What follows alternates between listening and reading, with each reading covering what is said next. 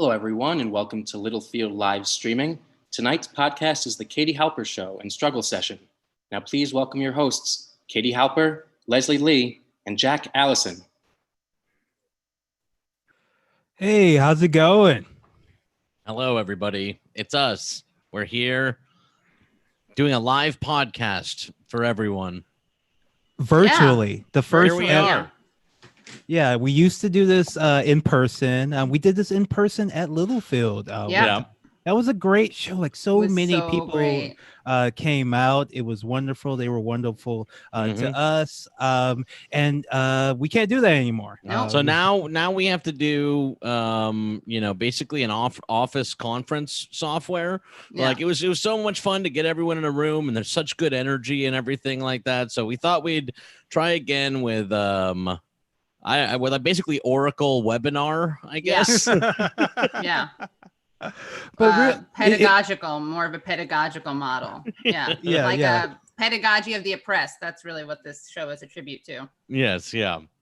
Yeah, and it looks like we got a lot of people in the chat. Say hello. This will be an interactive show. I will be the webmaster of the show, checking the chat. So if you have anything you want to say on the YouTube page, on the Facebook, on Littlefield's Facebook page, or in the Zoom, I will check that out. There's a Q&A. You're on function. all of them? Oh, I'm on all of them. I'm locked in. I got like 5 or 6 monitors. You can't see it, but like I have like 3 or 4 monitors just all around me. It's like you've the Minority Report. Yes, I got the full system up here. So I'll be checking the chat. So please give us some questions, some shout-outs in the chat. This is going to be a really, really fun show. I think we got a lot of great guests. And I'm very excited to do this with all of you. I know I know we got a lot of good guests. I don't just think. I know. Honestly, it's like we actually have to dive in pretty quickly here because this is a far overbooked show. We have actually too many good guests. But before we do, people in the chat are asking, saying that my room is clean, and I just want to come clean about this. That I did only put the trash on the floor. I swept all the trash onto the floor so that it's not in camera view. So this is really only a stage dressed room. But we'll just move forward from there. Looks good. I like the pineapple. Yeah, the pineapple pillow. Yeah, that's nice touch. A classic. Yeah.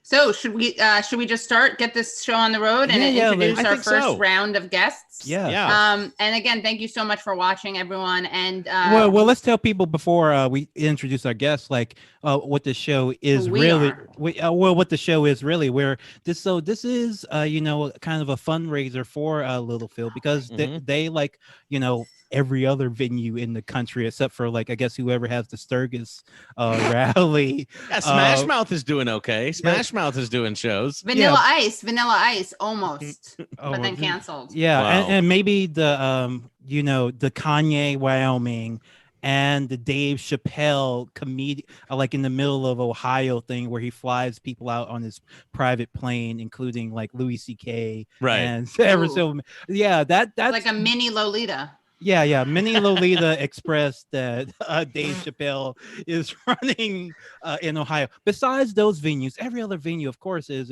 struggling and shutting down. So we were very excited when Julie from Littlefield reached out to us because they were really wonderful to us when we did our live show, and we were just very happy to be able to do this. Maybe help keep the Littlefield going, help keep the show running, and it was also their idea, to also donate to charity too. And we're the charity that we're giving some of the proceeds to tonight is Make the Road NYC. And Katie, this was your suggestion. Yeah. It's a great organization. It does a lot around undocumented people's rights and community organizing.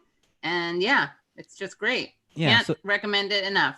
Yeah, so if you're one of the freeloaders that's watching on one of the various ways that you can watch for free, think about sparing just $5 to help out the people at Littlefield and also this great charity.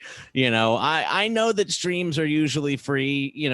Think of it like you're on Twitch and you're giving the little gems, but this time it helps people like who have lost their work. Yeah, and you do that by so if you bought the ticket, thank you so much. But you can also You're here in the Zoom. but if you're on YouTube or if you're on Facebook, if you want to donate to Littlefield via Venmo, it's the same tag as their Twitter handle, which is at Littlefield NYC. So if you want to drop a few bucks to Venmo at Littlefield NYC, please feel free to do so. We'll remind you later in the show in case you still are unsure whether the show will be good or not, which I'm pretty confident. I actually think it's fine, to be honest with you. I pirate video games before I buy them. So like if you watch 40 minutes of this before you decide to pay, I think that's well within your right. Like that's what I do. So that's fine. Maybe like 15 minutes. We'll make sure their first 15 minutes are really tight. Yeah. Anyway, we should introduce our guests here because we are under a big time crunch. You know them from some of the best podcasts around. From Trillbilly Workers Party, we're joined by Tom Sexton. Everybody, please welcome Tom Sexton. Yay! What's up, y'all? There we are. And from Champagne Sharks, we have Trevor Below. Balio? I don't know how to say your last name. I have to be honest. She had it. Beaulieu. Beaulieu. Sorry. Yeah. I put on pants for this, so you should feel very happy. I usually don't put on pants for a Zoom. No, Tom, you insisted on not putting on pants. Right. And his rider. You're still muted, Tom, by the way you're muted. My bad. Yeah, no. Yeah, that's in my rider. Yeah. That's been in the rider since we were going to be doing it as a live show. So Tom of Trillbillies, Trevor of Champagne Sharks, two huge podcasts. Thank you so much for coming with us, Katie Halper and Struggle Session. We really appreciate it. I just want to ask y'all both, like, how are y'all doing? How you been? We haven't seen you in a while. Is that mustache new? Is something different with the mustache? I like it. It is new. I like the mustache too. Thank you. My loves it. You know, it was a twofold decision. It was one, my wife said something about a mustache, and two, I saw that Henry Cavill video of him putting together his PC. So I'm trying to get this. I guess I need to stop smiling too. I can't smile either. Why? What happened? Henry Cavill doesn't smile. Yeah. Leslie not smiling is just not Leslie. Oh my God, is that Henry Cavill? Where did he come from? But the thing I figured out later that my wife told me was that she also saw that Henry Cavill video, and that's why she was telling me to get the mustache. You have a Cavill-centric home. Yes. Cavill-centric relationship. Yeah. Are they filming new footage for that Batman? I mean, for that Justice League thing? Because I think she actually come in this time with the mustache on purpose. On purpose, yeah. Just to troll. I think I'm happy that there will be no mustache Superman footage, none of the removed mustache footage. That was all a travesty to begin with, and now things are finally going to be right on the HBO Max platform in 2021. Yeah. So speaking of movies, transition, folks. Segue. Have you heard about these new rules that they're doing with the Oscars? The Oscars are going to now be finally inclusive. We're not going to have any more Oscars so white because they now it's the rules. The Oscars can't be. In fact, I'm just looking at the screen now. The fact that we have two black people on the screen now does make this stream eligible for Oscar under the new rules. Well, I'm a woman too, so that counts too. Yes. I don't know. We'll have to look at the text. I don't know. Gender's a thing, Leslie. Gender's a thing. Oh, Leslie, these are the widest ever standards that have ever existed. Like this, the size of this goal of like the goal here is like miles. You know what I mean? You can't miss this one. The funniest thing here is they're announcing basically that the same movies are going to be eligible as always. But now we get to take credit for for inclusion.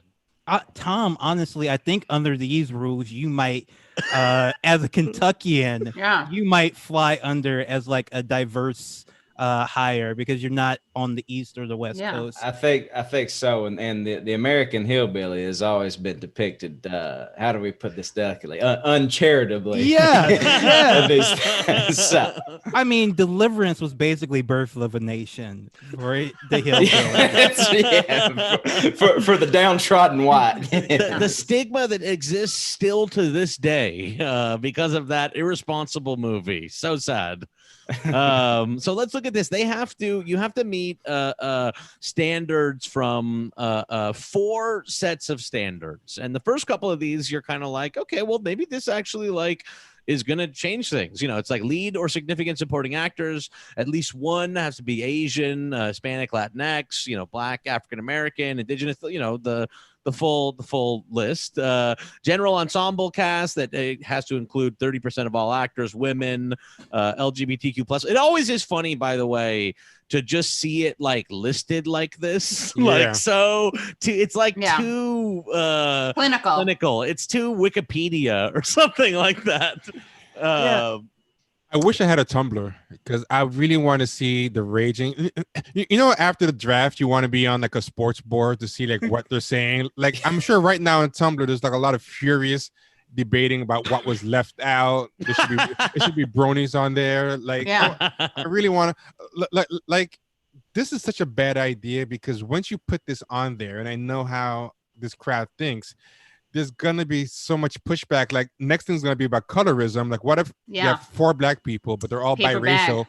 Paper bag, which is what Hollywood does. They always they're like, you can see a lot of I was actually watching this bizarre movie. It's called Vampire's Kiss with Nicolas Cage. Has any of you seen this awful, horrible, bizarre movie? I'm long time ago. When some in the chat have. It actually features both of the romantic leads are Black women, but it's Jessica Biel and one other light-skinned Black woman, and you don't even know really that Jessica Biel is Black in the movie. Jessica Biel is Black? Yeah, that's new. That's news to me too. Jennifer Biel. Not Jessica Biel. Jennifer Biel. Jennifer Biel.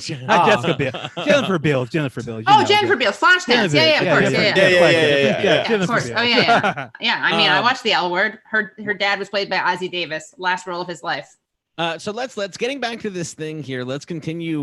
Wait, so Still from Work does ask, what about Italians in the chat, in the YouTube chat? Let's see. It says racial or ethnic group. And then the main storyline subject matter has to either be about underrepresented groups like women, racial or ethnic group. Which is pretty wide. You know what I mean? That's like a pretty wide edict. Where do Jews come down in this? Do we have to know. be less? Is it like reverse reparations where we make too many movies? So we have to be like, we can't be making too many now? Well, Katie, I have to say, Woody Allen, you weren't sending your best, to be honest with you. I mean, that's why I'm so proud to now say, I used to explain that I was a Woody Allen Jew, by which I meant secular, but very culturally Jewish. And then one of the many great things about Bernie Sanders is I was able to transition into calling myself a Bernie Jew. So, yeah. But what if you're like a small independent filmmaker in a teeny town in Sweden? Well, you weren't getting an Oscar anyway. Well, then, Katie, we can continue by going down the list here. So now that was only the first standard. That has to do with like what actually appears on screen. The second one is that at the studio and creative leadership and department heads, you need to have at least 2. In the casting director, cinematographer, composer, costume designer, director, editor as women, racial or ethnic group, LGBTQ plus, or people with cognitive. So you need to have a gay costume designer. You know what I mean? It's really revolutionary, trailblazing. Yeah, have a woman doing the hair and makeup. Yeah. That's the thing about have actually 2 women doing hair and makeup, and you're set. Yeah, a lot of, when you look at these rules, all of them aren't really solving any of the problems that people were complaining about. They're only using a very tokenistic, first of all, it's tokenism that Hollywood already does. There already are very bad movies about racial struggle, right? There's already bad movies featuring women. We already have these really awful awful pictures that try to be topical, and we've had them for decades. There were women in Birth of a Nation, never forget. Yeah. And that's about racial and underrepresented racial groups, pretty much. I have a question. Does anyone know what spurred this on? Because what I mean is, if they were doing it in response to the movies that a lot of Black people were upset, for example, Three Billboards or The Green Book. Yeah. all those bad movies would still make it under this thing. So it makes you wonder, like, what is it? But like they were so proud of the movies that won that they wanted to get more movies like that, because if it's a response to complaints about those movies, and this doesn't really quite work. You know what I mean? Well, it's also like, it's funny because it's like, this is almost like they're framing it as like, here's what we're changing for the future, but you could frame it as them being like, well, actually our movies have been diverse. Exactly. And Ex post facto. Yeah. You can see that they've been diverse, even the times that you were mad about it. Right. So yeah, they could be like, look, we put together this diversity criteria and we didn't even realize how woke our films were. We've actually been diverse for 25 years. It's been perfect forever. Yeah. Now, Tom, I do want to ask you this, as someone who lives in Kentucky, I know you've been to Harlan County, where my family is from. This area devastated by the departure of coal mine, I thought you were going to say by the departure of the film industry. Yes, exactly. Like, yes, of course. So I'm about to ask you, like, Harlan County, great documentary. Yeah, Harlan County is a great documentary. But what do you think, these changes from the Academy will do for, the people that you and I know in Harlan County? What changes will you think this will bring to their lives? Well, I mean, it's kind of a strange thing when you're talking about like rural representation. It's something me and you've talked about a lot, Leslie. It's like people think there's no black people in Appalachia. Yeah, you know what I mean? So it's like if you're doing these weird like tokenism, like all this kind of stuff, like how do you like deal with that kind of stuff? Like too, like where it's like, like they're not going to make a movie about like black people in Appalachia. That's just not going to happen. Right. Like if they're going to make a movie about Appalachia and it's going to be like an Oscar movie, it's going to be was it Hillbilly Elegy, which they are making. Which they're going to make. Oh my God, they're making into a movie. Are you starring in it? No, I was passed over for Holler Ant number 3, and it was something I'm still disappointed about. Well, if your movie still doesn't meet the criteria of those first two, first of all, you got to be like working really hard to not meet that criteria. I feel like, but if you still don't, there's 2 more standards, which is that if you offer a paid apprenticeship or internship, then that counts, or training opportunities for people up to Now, Jack, you have done some of these jobs, and from what I understand, it's basically like you get paid a very low amount of money or no money at all to be yelled at by a minor celebrity writer. That's like at the low end, even in the best, most charitable, like best version of it, you're just making copies and looking at Facebook all day. You know what I mean? And there's not really any room for like advancement. Who's the most famous person that ever yelled at you, Jack? That ever yelled at me? That yelled about me was Ari Emanuel, not Ari Emanuel. I'm sorry, David Grazer. David Grazer, or is it Brian Grazer? I think David was his son. Sorry, you caught me off guard. Yeah, Brian Grazer. I was walking past him at Imagine Television when I was an intern there, and when I walked past the room, I heard him yell. They went quiet, and then I heard him yell, "Who the fuck is that guy?" Because he was just yelling at everybody.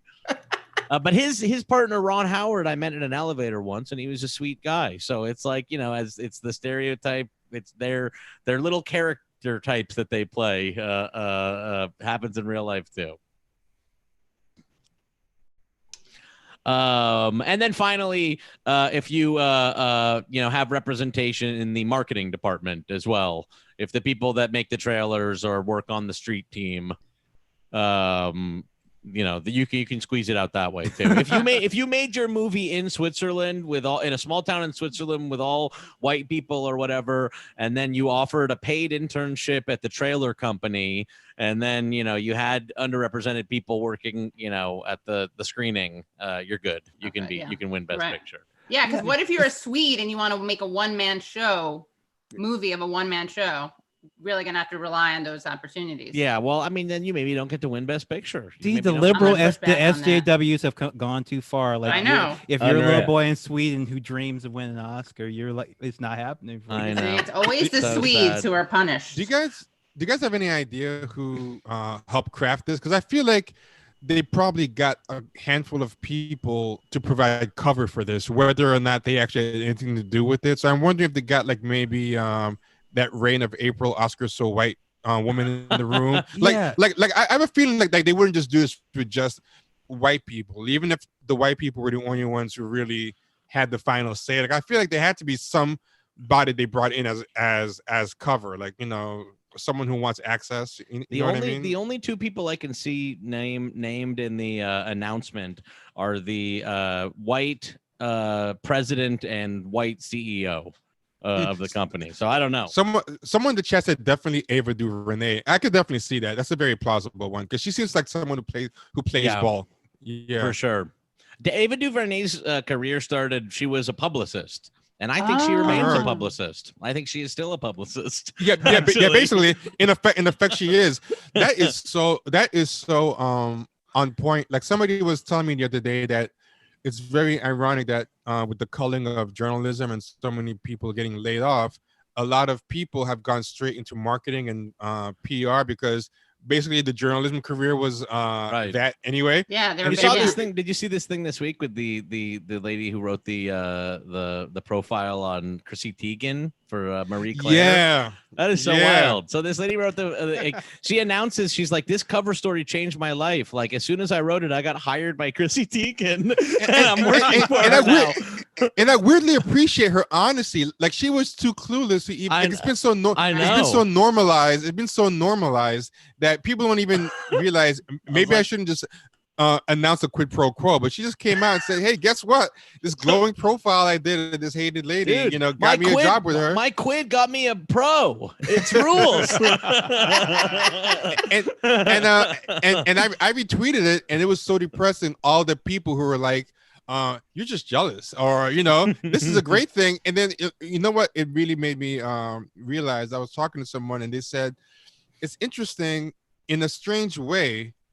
This is similar to what has created a lot of this socialist boom and leftist boom, in that they've kind of noticed the same thing, which is there's no ethical consumption under capitalism. But instead of taking the takeaway from it, which is, well, if there's no ethical consumption under capitalism, maybe we should get rid of capitalism. What this crowd does is they say, if there's no ethical consumption under capitalism, then since capitalism can't not be a thing, there's no requirement for anyone to be ethical. Like, let's just get rid of ethics. Let's get rid of ethics. Let's just check the ethics out. So that's basically all what these replies were to me. They were like, well, white people do it all the time, so now you just mad the POC is doing it. I guess that's true.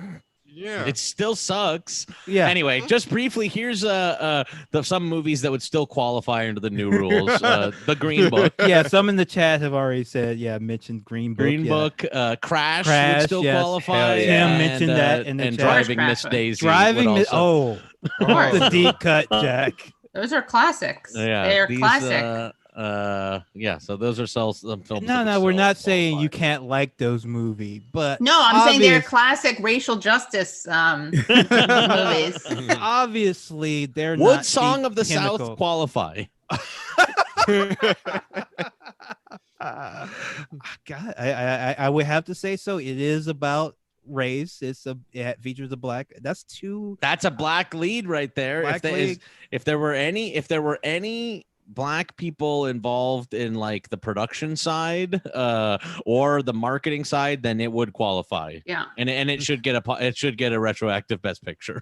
I'm just ready for 5 years from now when that list is 30 pages long, because eventually it will be. Yeah, that's gonna be great. Yeah. Someone in the chat said, I hope Ava casts Oprah as Granny Goodness. I can't lie, I would kind of want to see that. Yeah, that would be tight. I'm fine with it. I'm okay with that. She cast Oprah. Like, did you know that did anybody watch what was that one they did? Her Ava DuVernay, what the fuck was that? A Wrinkle in Time. Did anybody watch that? No. Oprah was like as large as a house in it. Like if you actually watch the movie, I'm not saying like she was like overweight, like she is like Jack, they do effects. Jack. They do effects to make. It was the weirdest thing. I had no idea. When I watched the movie, she's like tall like a tree. Truly weird. Jeez, Jack. Stacked like a tree. A Wrinkle in Time. A Wrinkle in Time. Yeah, thank you for Brianna Joy Gray said that, right? Yeah, thank you. Is that really her? That's not someone's pretending to be her, No, right? she's one of the panelists. Okay, good. Hi, Brianna. Hey, Hi, Brianna, Bri. how you doing? That's a little sneak preview to our second half of the show. Yeah. Yeah. She says it's terrible. She said A Wrinkle in Time is terrible. The only movie I can think of that doesn't qualify, this is Tyler Johnson in the Zoom chat, says Schindler's List. Schindler's List. I told you Jews were going to have to take a hit. In case anyone doesn't know, I'm Jewish. That would be really weird if I weren't. Much edgier. Yeah. Are we going to retroactively take Cancel? Yeah. No, but why not Schindler's List? There are women in it. I'm sure there was various internships, crew, diverse crew, whatever. It would be interesting to go back and see if any Best Picture ever didn't qualify for this. Yeah. That's actually my question now, is if there's ever been a Best Picture that didn't qualify. Yeah, that's a good question. Even like the Fishman movie, I think that could fall in under representation. A story about like a different, creature or species. More than anything. Yes. and can you mention the transparently like tokenistic hiring that's going to increase, like, just somebody sitting in a room, it's just a human paperweight just to hit the quota. The metric. That'd be weird. Yeah. That's weird. Yeah. Anyway, we're like running. What should we do? Because we're almost at 7:30. We're burning here. through show. We're burning. Someone has to leave very We're soon. burning through show, let's and Trevor, you almost have to go. So So I did want in 5 minutes. 5 minutes have to go. okay. All right, but I guess I think we need to get into The next maybe the end point of this version of representation, and when you completely toss out ethics to advance your career. Tom's already laughing, not knowing how much he can offer on this. I want to hear from you too. What is the deal with all the fake Black people in academia? Oh man, why did you put this now? Now I want to stay for this is too good. Move your appointment. See. This is too good. Okay, so in case people aren't familiar, that's a woman. I think Jessica Krug. Jessica Krug was her name. Who pretended her name was originally Cruz. And Jessica La Bombalera Cruz or something like that. A self-described unrepentant and unreformed child of the ghetto. Oh, her words. That might still be true, maybe. Jewish, so, and that that actually caricature. That actually is a Bomboletta. Wow, that name is such caricature. She's from the suburbs of Kansas, actually. So this is the Hold on, Scarlett Johansson. Just to make it extra controversial, Scarlett Johansson plays her in the live movie. In the Oscar version of it. Yeah, and then do you get mad or not? Because she always gets in trouble for playing different races. So people instinctively get mad, but they'll be like, "Wait a minute, that's actually quite accurate. That should happen. We need to get on that script." And plus, people love when a commercially attractive person plays a homelier person and gains weight, so she'll be a shoo-in for that as well. Oh, yeah. Yeah, you're She'll right. gain 20 pounds and then everyone be wild. So if people don't, this is the wildest story. It's another sort of Rachel Dolezal story. But what strikes me so much about Jessica Krug, La Bombalera Cruz, or whatever, is, what's interesting is that Rachel Dolezal was like in community organizing and stuff like that, and like did a fucked up thing, but like was like working with groups and everything like that. Jessica La Bombalera Cruz seems to just have used it to like express like reverse privilege or something like that, and like to like it's so weird. And advance her career troll Black people. It's just trolling a lot of Black academics by telling them that they weren't genuinely Black enough. It was very interesting. Now, Tom, have you ever experienced this where somebody has worn an identity that could be called a hillbilly face? I mean, that's like every time I've been to Brooklyn,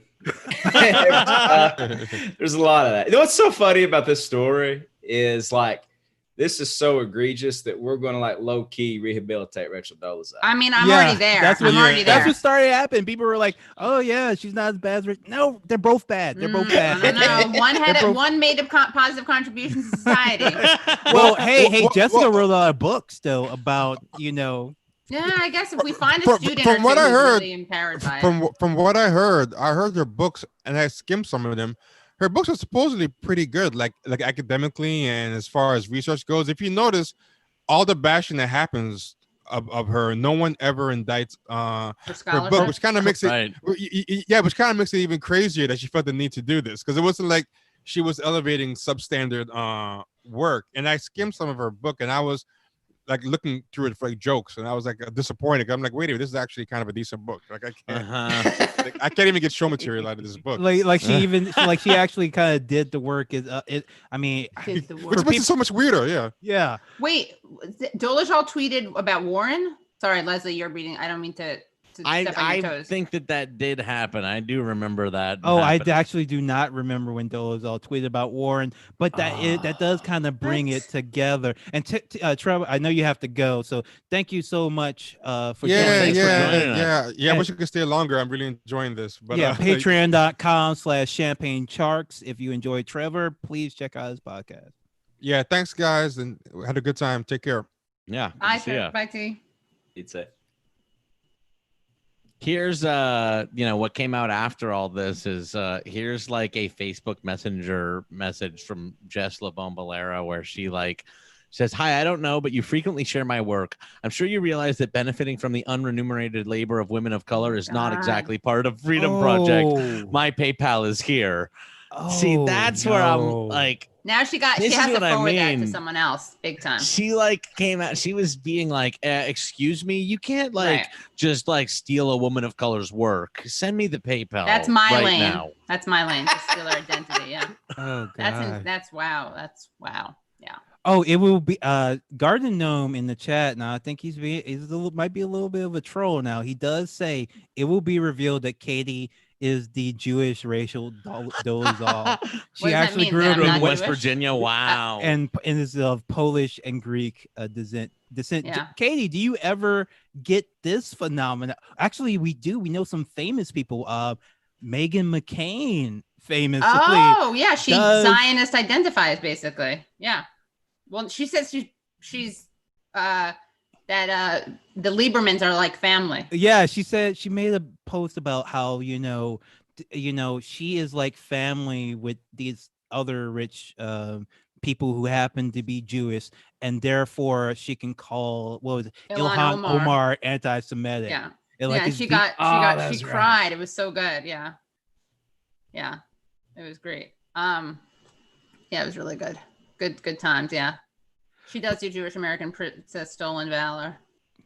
Yeah, there was actually today someone made a post basically saying that, unless you live in Israel, you should not talk over Israeli voices about, say, the plight of Palestinians, and you need to check your privilege. They specifically target this at people like you, Katie, American Jews, saying that you have to check your privilege when talking about Palestine and defer.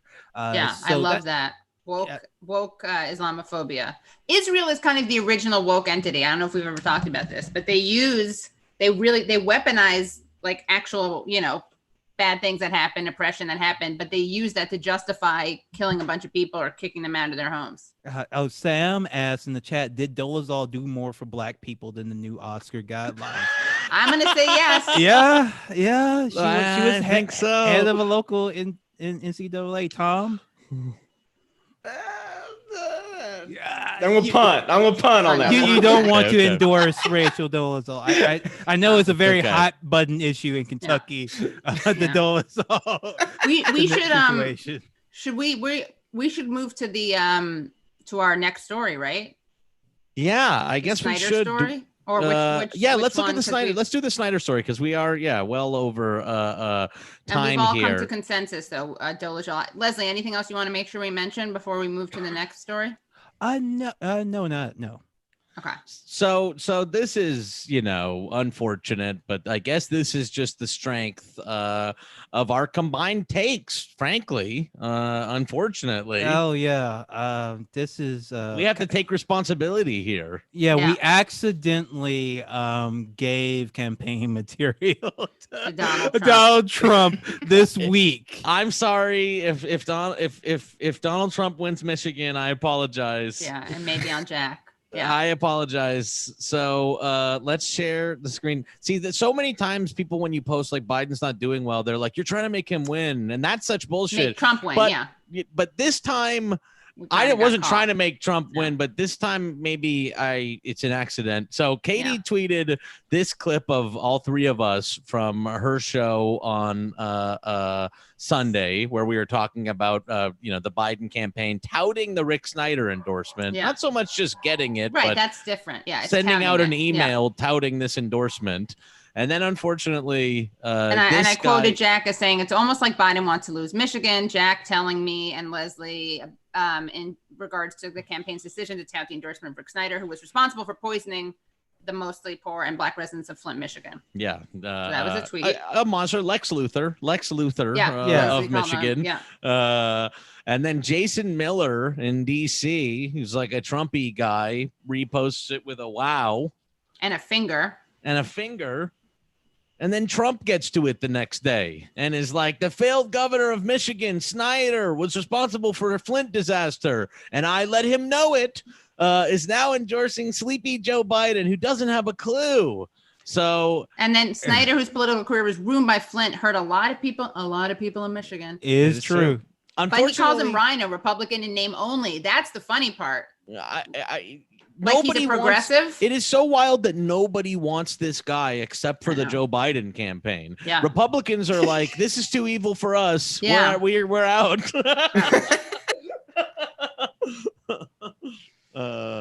So I'm sorry if us, doing such good takes on Katie's show led to Trump noticing that Rick Snyder accepted, or that Biden accepted the Snyder endorsement and touted it. Touted it. And Tom, we're running up on time. I'm gonna have to let you go soon, but I did want to ask you before you go, like, what's Biden's chances in Kentucky right now? What are you seeing on the ground level? What are people there needing? How are they, struggling under COVID? And what do they think of the Dems' response? If you can sum that up in about 30 seconds. I'll tell you this. I'm part of a Facebook group called, can you say ugly words? Okay. Yes. Okay, I'm part of this Facebook group that's comprised of all ex-coal miners that are now oil field workers in Texas, called Peter's Out for Bernie. And when I wanted to switch the name to ironically to Peter's Out for Joe, it kind of got up. So I mean, it petered out, man. So that was my litmus test. So I think Joe's out in the court of public opinion down here in the mountains. So. What do you think? Like, I really do want to ask you, like, what do you think the Dems could do? Because there is some progress in certain statewide races. I forget the name of the guy who almost like Charles Booker. Booker. Yeah. No, man, I think really what you're dealing with too is, like, as far as Kentucky goes, is that old like Clinton machine. Like Clinton won Kentucky twice, and I think that's kind of, again, just sort of like on its last legs, and nobody really cares anymore. And like, I don't know, that's not looking good for swinging Kentucky blue. Amy McGrath, that's not happening. Yeah. All right. Well, Tom, thank you so much for joining us. Thank you. I think most people already know, but patreon.com/Trillbilly Workers Party. It is huge. It's a great show, really big. I'm so happy to see how much y'all are successful, especially since y'all are coming from a place that, America really doesn't listen to, and you're presenting a perspective that we don't really, even when we do listen to the South, we don't get that left perspective. So thank you so much. I appreciate y'all. I've been waiting for my struggle session ship to come in, and it's the best fashion it could have happened. Of course, Katie, for those who don't know, is the mother of Trillbilly. So thank y'all for having this fun. Thank you. Thanks for coming on. Yeah, it's great. See ya. Bye. Wait, so Katie, you put together Trillbillies too? Because technically you put together Struggle Session and Chapo Trap House. You're just out there creating all these That's shows. not a joke. That's I mean, not I know, and I feel like La Bombalera. I need some money from both of those podcasts. But Trillbilly, I just had them on early on. I helped, and that was a thank you to my friend and producer, on and off producer, Josh Bregman, who introduced them to me. Yeah. And with Chapo, they were the first time they ever met in person was at my for your show, and you relayed the message to me that somebody was putting together a podcast, and that ended up being Struggle Session. Yeah. Alec in the chat says Katie is the DJ Khaled of podcasts, which I think is very, very fair, very, very fair. Yeah. All right, so moving on to our next guest. I mean, very exciting. You know who she is. We're so excited to have her back on, the former press secretary for Bernie Sanders. Yeah, she's been on Struggle Session many times. She's been on Katie Halper many times, and she has some breaking news for what is next for her. Wow! Everybody's been asking. I know, and you're about to find out exclusively here. Brianna Joy Gray, thank you so much for joining us. It's my pleasure. Hey, everyone. Hey. It's nice to see you all. To see you. I'm doing well. It was lovely to chat with Leslie a little bit earlier today. I like those headphones. To see all of your faces. Oh, thank you. I just got them as part of my podcaster persona. Yeah, wow. Great. Everybody has to work out their little corner of the house. Yeah. Everybody gets their little corner set up. Now I do, Brie, I do notice that you did go with like the hanging shelf, the visible hangers on that shelf behind you. Let me hook you up with a hidden one next time we're together. I'll take you over to Lowe's and I'll get you right. First of all, shame on you. I am at my boyfriend's apartment, and we just worked very hard at putting these shelves up just 2 weeks ago. Wow. And I think they look great. Oh, wow. That looks good. That's a lot of shelf up there. That's a lot of shelf. Okay. I see what you're doing. I see how it works. Okay. All right. We're working on it. We got rid of the Billy bookshelf, and we're moving on up. Wow. You are moving up. Wow. They're changing. Yeah. Things are looking up, literally. So Bree, people have been asking, what are you going to do next? But before we get to that, what has the past year been like for you? I haven't had a chance to ask you offline, so I'm asking you in front of the whole world. Like, because the last time I really got a chance to talk with you, you were just like hosting a podcast, and you had a day job that you didn't talk about. Well, I guess you about as much, and you were writing current affairs Intercept, but like since then things kind of drastically changed, where you became one of the most famous people in the world, maybe. It's okay. All right. I mean, in politics at least. It's called that. It's the Katie Halper Show bump. What can I say? That is true. This is a crew that actually I hadn't thought of it that way, but who has been with me through more of my personal journey than almost any other. I forgot I feel like I first came on Struggle Session really early. Definitely really before early. I left. It was like one of the first 15 episodes. Yeah, I think it was like 2017 or something like that. Really, we're kind of the fellowship to your Frodo in many ways. And, yeah, I think because I published my first piece in 2017 in Current Affairs, and then I probably came on shortly thereafter. I went on Michael Brooks shortly thereafter. Those were some of the first shows I went on, and with you, Katie, as well. And then I remember I did a video stream with you guys, I want to say after I joined the Intercept or was about to join the Intercept. And so for me, yes, you asked about this year, and there's been a lot of transition, but there's been a heck of a lot of transition over the last like 2 or 3 years as well. So much so that it's making my head spin a little bit right now to think about. And now here I go about to transition again. Obviously, if I had my druthers, we'd still be doing the Bernie campaign thing. Yes. What are you going to do? Yeah. And you're someone who, by the way, says that Twitter gave you like a lot of people mock Twitter for not being that important in real life, but you always say that you got your career from it. Yeah, I mean, I don't know what's wrong with me constitutionally that I find Twitter to be a net positive. It seems to be, I don't know what broke me, who hurt me. That what early childhood trauma you had. Yeah. I agree with you. And the fact is that Twitter is like the worst discourse. It's ugly. It's awful. It's toxic. And that just reflects how much worse the discourse was before when it was like fully gate kept. Like discourse is so bad and rotten, but still like 10 times better than it was in the early 2000s. Right, it's like people who want to blame, societal problems on technology. Oh, the kids are on their phone too much. Yes. It's like, no, everyone's just saying and doing what they were doing before. Right. If anything, we just have more access to each other and there's more intimacy and familiarity. And the thing about Twitter is it is democratizing in a way that is invaluable as someone who's a journalist or who's trying to go into media where there's all of this gatekeeping. I mean, all of you appreciate that.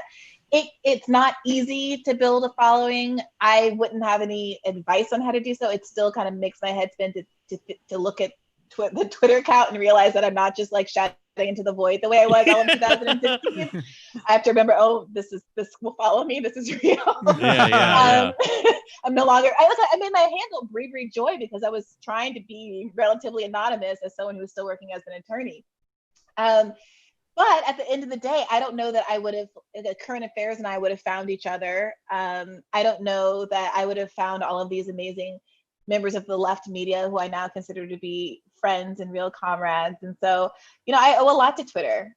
Here's to Jack. I always think it's funny. I always think it's funny people talking about like, Twitter makes people miserable and doom scrolling and all this kind of stuff. And I'm like, no, that's just the app that shows me that it's on fire outside. Like it's the on fire that's the problem. It's not Twitter. It's not the scrolling. It's what the scrolling is showing me that sucks. Actually, right. I think the biggest. Oh, sorry. Keep going. No, go ahead. Well, I was going to ask, like, would you rather not have evidence of what a sad mental state Donald Trump is in when he's alone in his bedroom with Fox News? Like, would you rather not know that, or does that at least give us some? I want text messages from the president when he's taking a shit. Are you kidding me? Well, also, I think that another value of Twitter is actually it gives us like a less censored version of really evil, powerful people. Yes, and also reveals how a lot of smarty pants people are actually pretty stupid. Yeah, which is very, very useful. Producers do a lot of work. Here's to them as well. Yeah.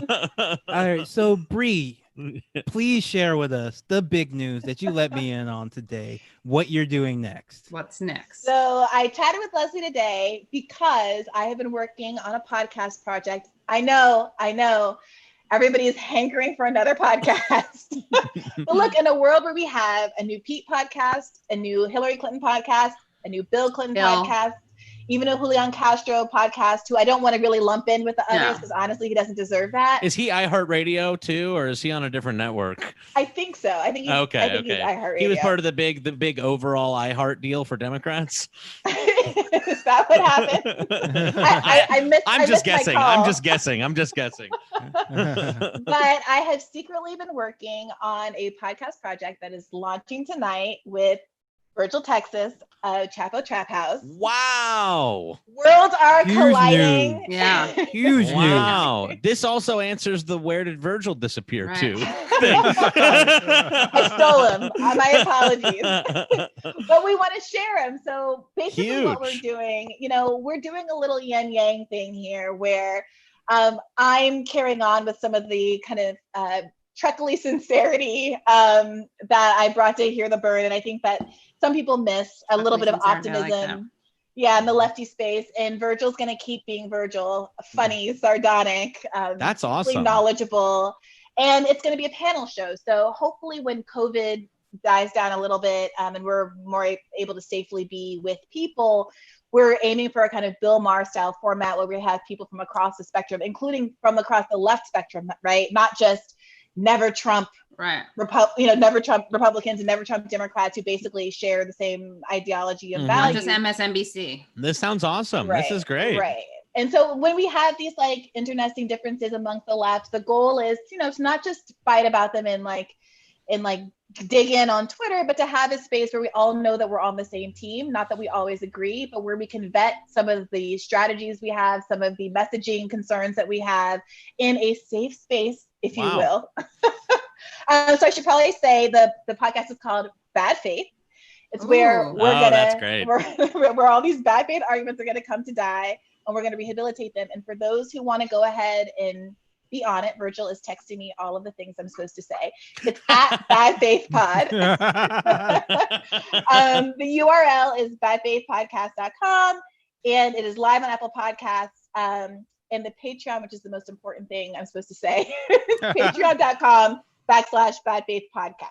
Wow, this is huge news. Yeah, really. Jack, you should actually share the screen of the website, badfaithpodcast.com. Just put that up on the screen. Yeah, let me do it really quick. If you don't mind. What? Hold on a second here. Let me share the screen. Here it is. Badfaithpodcast.com says, welcome to the podcast with Virgil and Brianna. Thanks. Wow. I like that understated song. That's a really bold move. The web really nice. 0.0 really website. Nice. I really think. I like it. Yeah. Oh, look at that. Look at that HTML. Oh, look at that. Sorry, I had to inspect the source. So clean. So clean. Shout out to our tech guy, Virgil, Texas. A man of many talents. Wow. The podcast is the website is pending, but you guys should definitely go. All of the important aspects of it are up. And we are dropping our first episode tonight. Who's the guest? The first episode panel. Guest? Oh, it is. We have a panel with Glenn Greenwald, Malika Jabali, and Jabari Brisport. Nice. Oh, nice. Great. And we have our first, what do you call it? I've never done a Patreon thing before, so I keep calling it a paywalled episode, but premium episode. That's the less mercenary. Yeah. You call it premium. You call it bonus. Sorry, I'm working on it. Pay-per-view. Our first premium episode, we recorded a couple weeks back, but it's a kind of spicy take recorded immediately after Kamala Harris was chosen for VP. And part of the pitch, part of the brilliance, I hope, of the premium content is that I have what did Hillary Clinton call it? A public view and a private view. I have a little bit of a public persona that I have, obviously, as being a representative of the campaign and a quasi, public figure of sorts.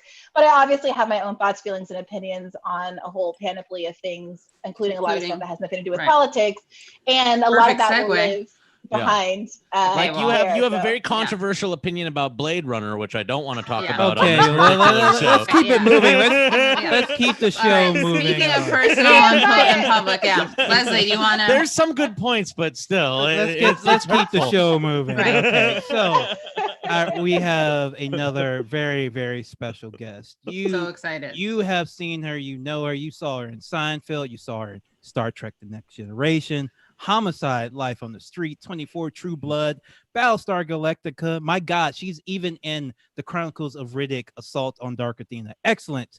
And one of the best shows ever, The Killing. Michelle Forbes. Thank you so much. Thanks for joining us.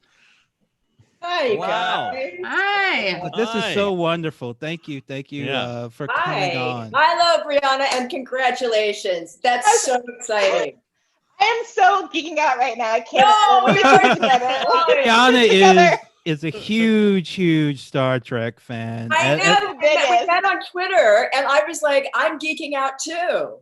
Michelle, Mutual geek show. I can't even handle this. My brother is about to be so jealous. I cannot wait to rub it in. Yeah. You're wonderful. So excited. When you reached out to me, I was just like, it was the happiest day for me. So even Steven. This is bigger than meeting Bernie. I'm not even kidding. Oh, come on. That's going. You don't even know what Star Trek means to our family. I've spoken at length about what it means to my personal politics and worldview. It's like the family in my head. So I'm thrilled to be here with you. Well, yeah, socialist utopia, right? Yes, absolutely. Where made in when did he start it in the 60s? Yeah, yes, I think it was a 60s the original show. series in the late 60s, obviously TNG 1989, very different context. But like it's one of the, sorry, go ahead, please. No, go ahead, please. I think all the time about why it is that I think of myself as someone who likes sci-fi, but there are whole categories of sci-fi that don't really appeal to me. And when I drill down on it, it's because I do prefer utopias. No Blade Runner crosstalk. I do prefer. Look, you have to get through Blade Runner to get to Star Trek. We saw that in Deep Space Nine, that there had to be, you know, a period of, you know, discontent before we get to our socialist space utopia. Look, my issue with Blade Runner isn't Brianna, we're not here. We're not relitigating. We're not relitigating 2016, 2020, or Blade Runner. Blade Runner does take place in 2019, I believe. There you go. Okay. But Michelle, I wanted to know about your so Bree. I've heard her speak actually at events about the politics of Star Trek. You did an event like a Black Bernie Sanders and Black support. I don't remember the name of it, but it was at Riverside Church, and it was a Jacobin event, and it was on racial justice and Bernie Sanders. And I remember at the end, you quoted or you cited Star Trek. But want to know on the other side, Michelle, about your political evolution and whether it predated Star Trek. It did, but I will say I didn't know at the time how much of an effect that was going to have on me. And that original introduction of the character of Ensign Rowe was the perfect metaphor for the Palestinian and to be dropped into that. And yes, of course it shaped me. Of course it shaped me. I mean, I was already shaping, but it certainly helped. And do you come from a progressive family? Were you raised among people with political yes, interest? I mean, I was raised by an immigrant mother and grandmother. We were not wealthy, even slightly. I remember her sitting over her checkbook in the middle of the night, not knowing how to pay for the bald tires or feed her kids. That radicalizes you. And the courage and the hardship that she suffered, I think about it all the time. And she and my grandmother had to leave this country as they were elderly because they could not afford to get sick or old here. And at their most vulnerable, they had to leave this country that they loved. I, on the other hand, saw another side of America that was sort of torturing them and then forcing them to leave. And so I think it all just came together. And of course, everything I've gone through being a freelance person and just seeing the great injustices. I've never been okay with our foreign policy. I've always been horrified and disgusted by it. When I was on 24, I'm sad to say I wish I hadn't done that, because I think it did a lot to, right after 9/11, it was stoking the us against them in a very dramatic way, and everybody was already amped up, and I felt like this was a piece of propaganda, and it was run by right-wing guys. Yeah, that Howard Gordon guy. I'll say, Michelle, I was working as an intern at Imagine Television at that time, so I had to run highlighted scripts of 24. So I also share the responsibility of 24 with you. I'm also responsible for bringing it to this world, so we both shoulder that burden. Well, I do know that there were actors who said no a few years later when we understood what it was. I was going to ask that. We didn't really understand what it was. Yeah, because I mean, it was an action show from guys that did action shows. Like, yeah, even that was the original pitch. I watched 24, and I didn't realize it was propaganda until like many years later. Right? Yeah, right. It's like that's why it's effective propaganda, to be honest with you. Right, that's the best propaganda. Yeah. I had somebody call me. I'd already left the show, but I had somebody call me and said that Rumsfeld was on set. I mean, they were friends with all those guys. So I have a lot of guilt. You and I share a lot of guilt. Yeah, but even just hearing you, I mean, just hearing you mention Palestine is like such a in terms of, unless you were worried about redeeming yourself, which you don't need to do because you are a working actor, and As you said, you didn't know it was propagandistic, but like it's a huge deal just to hear someone bring up that cause. It's really inspiring to hear. What's really frightening is that we can't bring it up enough because you get clobbered. Right. And these Zionist bullies, these American Zionist bullies, who can't seem to separate this issue, and why nobody is talking about it. Right. Just the other day, I saw some footage of a man who, of course, they kick them out of their homes all the time, but they made him destroy his own home. They gave him a sledgehammer. Jesus. And the dehumanization, the absolute horror of that moment. Yeah. And we've all seen, the children and the women crying on the outside. But what's so shocking is that if you just say it like, oh my God, can you believe this? And the shoulders that go up and the anger that you feel right away. So I don't know what we do about it. I don't know. But yes, at the very least, I mean, all you can do is take some solace in the fact that the Overton window is shifting at all. It is. And it's shifting very quickly. You know what I mean? As powerless as it feels, like, the fact that people are even allowed to talk about this stuff publicly is like a major shift from even just a couple years ago, really. And Michelle, yes, go ahead. Yeah, I just had a question for you because you mentioned that you are a working actress. You have been in a ton of different things, a ton of different shows. Some last for years, some get canceled. And I just wanted to ask you, like, you were recently on the show Treadstone that was, canceled under like COVID, right? Like while this was happening. So what is it like being a working actress, like trying to work in this industry? I know a friend of ours, Joe Hartzler, has been talking about the SAG-AFTRA rules, like not really doing nearly enough. No, they're actually fully stripping away healthcare from people that like earn below a certain level, like during a pandemic, which it's just horrendous. So, because no one's working and you have to make a certain amount to earn your health insurance. So basically, everybody's been kicked off, and then you have to earn, I think, $25,000 or $28,000 a year in order to. You're talking about so many actors who are the bread and butter of our industry, the day players, the guest stars. It's a disaster. It's an absolute disaster. And I always felt a little guilty, though, because all of my friends who were suffering with healthcare, I did have this pension, this healthcare through my union. But I don't know that union's going to be there. I don't know that anymore. I don't think our Social Security is going to be there. I don't think that pension's going to be there. I don't think our union's going to be there to protect us.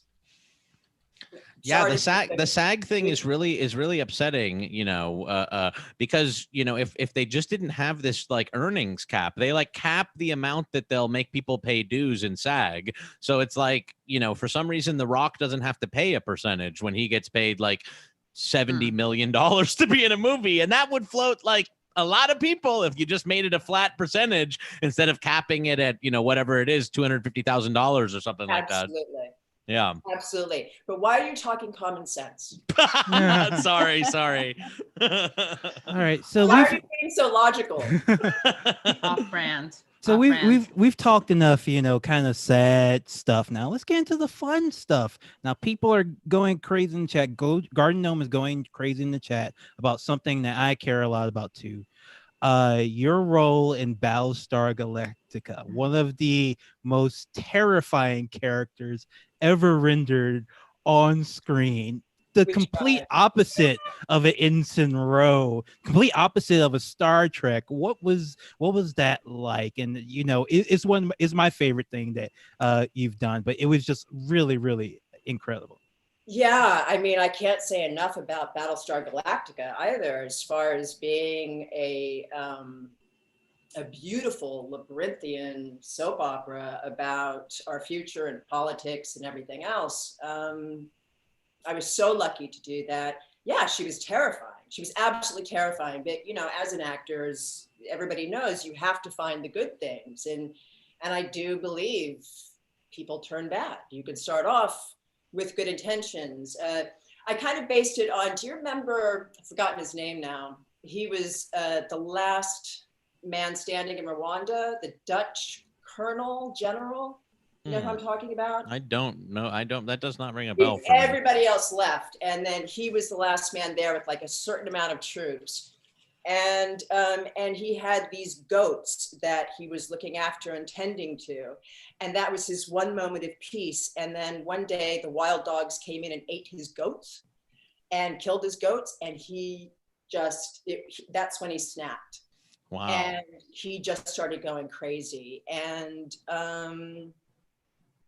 that's what I kind of based her on, that there was some snapping that wasn't that dramatic and she didn't go crazy, but something just started shifting into the wrong side. But there was always, what was so beautiful about the writing is there was always something justified about it. Yeah, I want to say just frankly that, just to even come back to it a little bit, even like, because I think we kind of glossed over it a little bit, but even hearing you say that the Ensign Row motivation was kind of based on the struggle of the Palestinians, I kind of want to like go back and highlight that for a moment, because that also, number one, is like very powerful, but also number two, like, there's such a gravitas to that character and there's such like a weight to that character. So, to hear that was going through your head is wild, frankly. I don't know. It's not a question. I just want to say. But that's the writing. That's them. That's these, they are these little morality tales. And the fact that they were bold enough and courageous enough to tell these stories is just remarkable. And for so long, when I was a kid, they're to tell them now. As a kid, my like 8-year-old brain or whatever thought of it as like a Holocaust analogy. I thought of the Bajorans as Jewish people who were living under the occupation of the Nazis. And it wasn't until the storyline got expanded more in Deep Space Nine and I got older, I was a teenager, then into college, and was more savvy about the nuances of world events, that it became interpreted differently in my own brain. Now, when I explain it to people, I do that bifurcation. I say, well, the Bajorans are like the Jews, but like also Palestinians. Yeah, it's a mix. Stories you pick.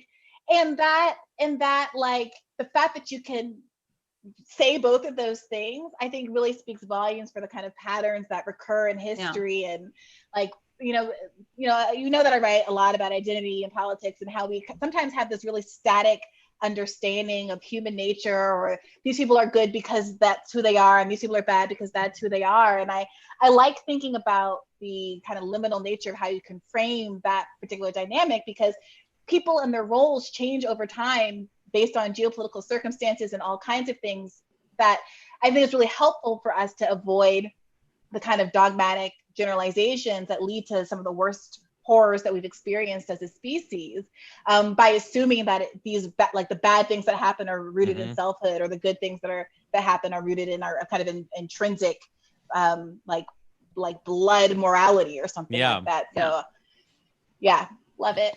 Yeah, I have a very a question of similar gravitas for you. Now, I know they would be allies in real life, but who would win in a fight between Ensign Rowe and Kira Nerys? Oh, well, I would go with Kira.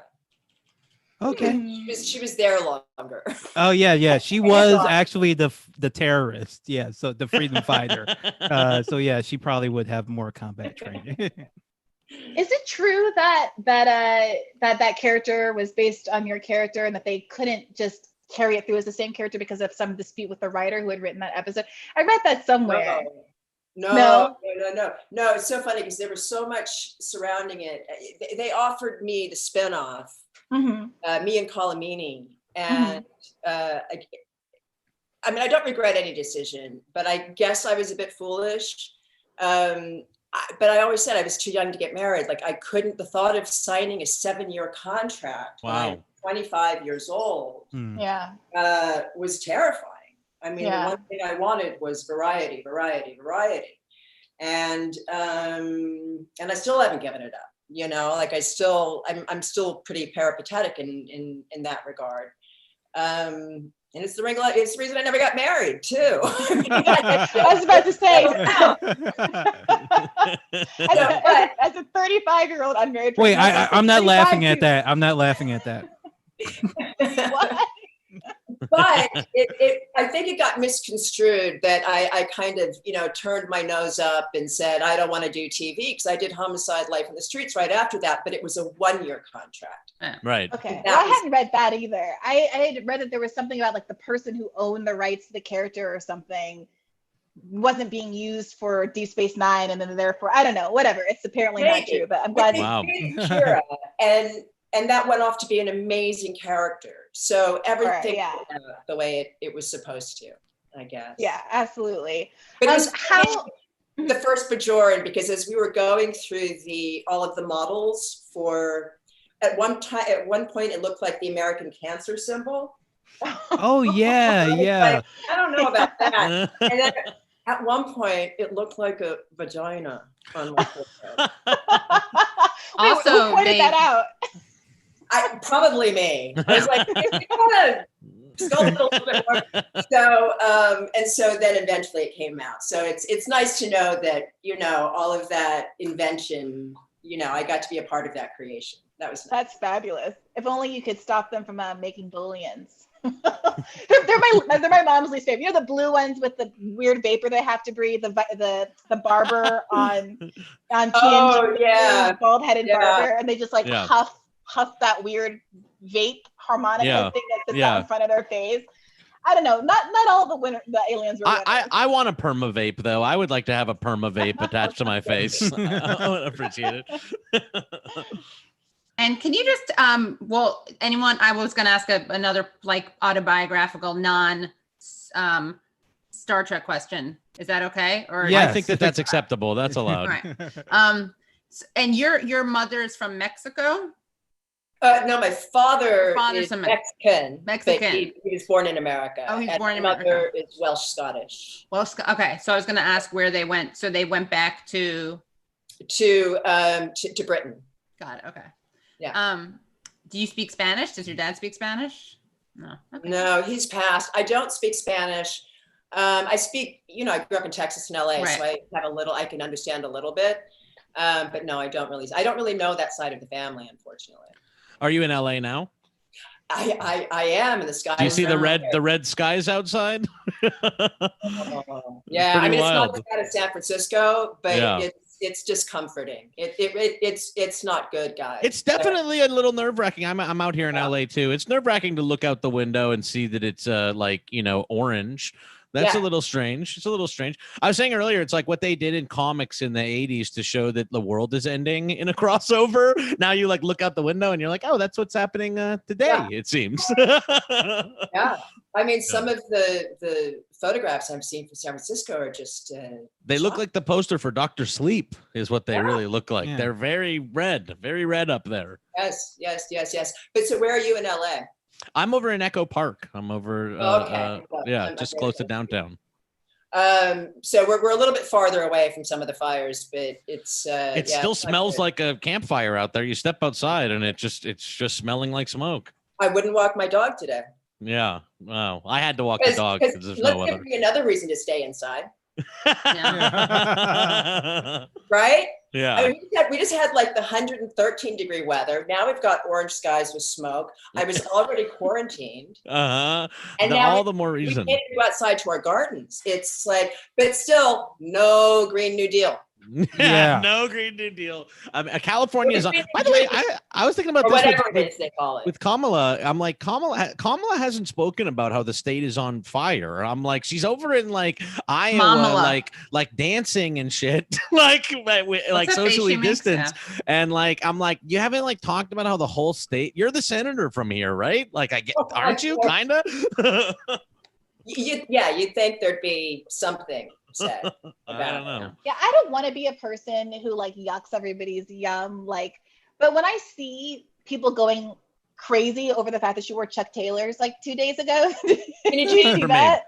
Not for me. Yeah, I don't care for that. It's skinny jeans. Oh my God, she's wearing skinny jeans. Cool. She's so cool. Like, she might be the first VP in skinny jeans, but surely some of those early VPs wore leggings, which is basically the same thing. Yeah. I also listen, she's been wearing the Chucks like forever. This is old news. Yeah, you know what I mean? It's not like, like, why are we like, wow, she was wearing Chucks on the plane? I'm like, she's been wearing Chucks like since she's been a senator. Like this is how she dresses. I get wanting to be excited about cute things. Like if Bernie had ever upgraded his glasses to a whole Buddy Holly situation like he had, I would have geeked out. I'm not saying, I'm not trying to like pretend that there's a certain amount of like fandom when you like somebody.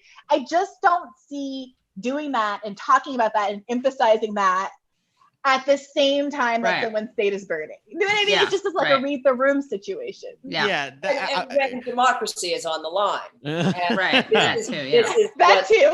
This is what they're focusing on.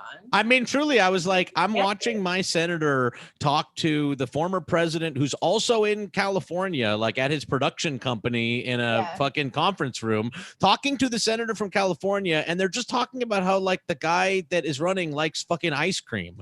I'm like, it is on fire outside. It is truly on fire outside. And you guys are talking about how this man likes ice cream and spaghetti for real. I listen to Pod Save America, as Leslie knows. I do it. I listen to them all. I got to know official enemy of useful idiots, by the way. Yeah. Well, there was a Star Trek reference today, or in the latest episode, a Jonathan Frakes reference, which I really appreciated. Levin brought it up, and he's the funniest one, so I'm gonna give that to him. But also, they were. Why did I bring this up? They were talking about how hard it was, because they're all like speechwriters, right, from the Obama team.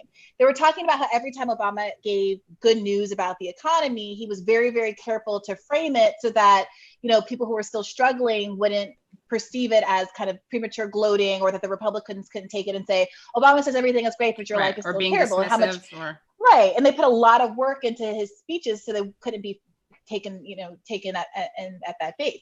But there's something similar, it seems, that's happening here, where there's all of this kind of gleeful celebration of how bad Trump is, how great it is that Biden wears aviators. And there's the same but worse situation, because people are in a crisis that is deeper than any crisis we've been in since the Great Depression. And it hasn't stopped the tone of a lot of the discourse. And it makes us, we're told that we are awfulizing, or that we have these purity tests, or somehow we're being melodramatic. But if ever it was the case that we were melodramatic, now is not the time. Now, if anything, we're all understating the exigencies of the moment. As Ceiling Cat says in the chat, Pence should just undercut all this by wearing jeans and Chucks. If Pence just showed up to one thing wearing Chucks, they'd have to be like, damn, they got us. We can't say it anymore. Did you see how great Mother looked at the RNC? Oh my, she did. Yes. Great. She looked I don't know what she did. She looked very like there's a lot of leisure, rest in R&R. Yeah, I was surprised. But Pence dresses like Trump now. Pence dresses in like an oversized suit with the tie like going down like past his inseam or whatever. Like he is now doing Trump cosplay. Isn't that the thing that he makes all the men dress like him and get a tan, and Ivanka's husband with Jared had to start slicking his hair back and get like severe plastic surgery. And Jared looks like melted wax. He looks like a wax statue of himself. The men have to look like Trump, and all the women are modeled after Ivanka. I think that's just the rules of the game. Oh, people asked for a Kenny cameo earlier, so there's my dog Kenny, and there's the cameo by the dog Kenny. Oh yeah, you should. Yeah, there she is. Oh, she's hanging out with the pineapple. Yes, there she is back there, perfectly framed. She knows how to find her frame. And she knows her angles. Yeah. And can you just share, because I've been trying to get Leslie and my God. Wait, I gotta call my parents and see if they can bring in Bodhi. Hold on. Oh, I got to. But in the meantime, can you talk about how great because I watch shows that Leslie and Jack watch, and I've been trying to. I actually dared them on Twitter, publicly dared them, demanded that they watch The Killing. and we haven't done it. Well, now this is really awkward, Yeah. Katie. I told Leslie I would do this. I did. I think Leslie actually encouraged me to do it. Yeah, I think Leslie called knows me he out. needs to be shamed. I want to be called in on this. I have not watched any of the shows that Katie has been asking me And to The watch. Killing is so good. We've asked her on our show to watch stuff, and she always does it gleefully, and we have you just bring been Bodhi? kind of ignoring her requests. So, I'm serious. Bring her. Michelle, if you want to Quick. shame us into watching The Killing, please do. No. Now is your time. You know what? Maybe watch it after the pandemic. Yeah, but isn't that in some ways it's nice to I mean maybe this sounds sordid but when bad things are happening, it's great to watch dark things. I kind of agree, Katie. Right? And you know, every movie kind of feels like fantasy now because and every TV show too, because they are actually physically able to see each other. Like everything, like when they go outdoors, I'm always like, this is crazy, like science fiction, like wild. I know. Yeah, Killing. There's so much grief involved, and I think everybody is in grief. Yeah. Where something I'll recommend that's been my big thing recently is something called Dark, the German series. Oh, I've heard it's good. No, have you watched a lot of it? My wife likes that one. Did you? I started watching it. I really liked it. And then, okay, I thought we were about to get into a fight, and I was like, well, Bodhi. Bodhi. Hey, Boo. Say hi, Boo. No. I'm jealous. All I have is this dying rubber plant. I have my dog, but he won't come because I don't have any food, so he's not going to come. Take the mic, Boo. No, I liked Dark at the beginning, but then it was like every episode they started saying the same, like, you will see when the time is. They kept saying you must trust me. Yeah, they kept saying the same thing. You but won't I like what I'm about to tell you, exactly. But you must believe me. Yes. Yeah, there was a little bit of that, but I liked. But you still liked it. I didn't finish. But you know what I like that's like that a little bit is White Spot. It's French. Yeah, it's really good. White Spot is really good. It's also on Netflix. Okay. Oh, are we getting the dog? Wow, Taco! Oh, wow, look at Taco! Wow. What's that doggy's name? That this one's one Taco. Or his? Taco is Leslie's dog. That's Taco? Yeah. This is Bodhi as in Bodhi. And Gray, what's the name of your rubber plant? Yeah. Okay, so I convinced, as part of our home design here, since I've been in New York, I convinced my boyfriend to get this rubber plant. I want him to name it Stickly Carmichael. Oh, that is good. Yeah, but then Bill Clinton's gonna come in and rip it out. Right. The root. I started out as Stickly Tarmichael, and then we didn't love the valence of the tar. Sure. Plant, so it has tar, but then there's some racial implications. Yeah. But we're just casually calling it Stickly until we agree on something better. And now it's frankly Stickly. So we'll see if it survives. Yeah. Well, folks, we're about 5 over. This has been such an exciting and awesome conversation. Thank you all. Thank you both for joining us. Really, Michelle, thank you so much. I know you have a lot of projects and activism you do. Would you like to share anything with our audience that you would like them to check out? Oh gosh, thank you. Yes, I would. I work with 2 groups: Animal Equality, who does amazing work exposing the horrors of factory farming. And 3 activists started. They have offices in 10 countries right now. This is amazing. In 10 years, they did this. They're dear friends of mine. And I just started working with Animal Asia, who's trying to stop the bear bile farming in China and Vietnam. And they're doing extraordinary work. So I just started a campaign with them, Animals Asia and Animal Equality. And I guess that's about it. Well, Michelle, thank you. Yes, thank you so much for joining us. She loves The Killing. So wonderful. Bree, thank you so much. And where can people find your new show now? You can find Bad Faith on Apple Podcasts, SoundCloud, everywhere you get your podcasts. And you can find us at patreon.com/Bad Faith Podcast. And we hope you subscribe and get a taste of us and let us know, please. We love feedback. You can find me on Twitter at FreeBeJoy, obviously at all hours these days. Michelle, I'd love to hear what people are like thirsting for, because I did get a lot of feedback that after Hear the Burn ended, people did miss having that kind of a landing pad that was a little earnest and positive in the midst of all of this. Irony. So hopefully we can provide that at the same time that Virgil brings the jokes. And Michelle, where can people find you? Your I followed you because you're a fellow Bernie bro, so I found you on Twitter that way. I think it's Mishka Forbes. I'm not sure, or I am Michelle Forbes. I think I am Michelle That's Forbes. Maybe your Insta. It's the Insta. Yeah. Right, and then I think it's just Mishka Forbes. You think I'd know this, right? I don't. That's probably healthy. Yeah. No clue. Yeah. Well, all right, everyone. Thank you thank so you so much much, for everyone. joining us, for watching the stream, for chatting with us. If you like the show, if you're one of those people who didn't know if you were going to enjoy the show, but you did, make sure to Venmo Littlefield NYC and mention mention Struggle Session that you watched the show.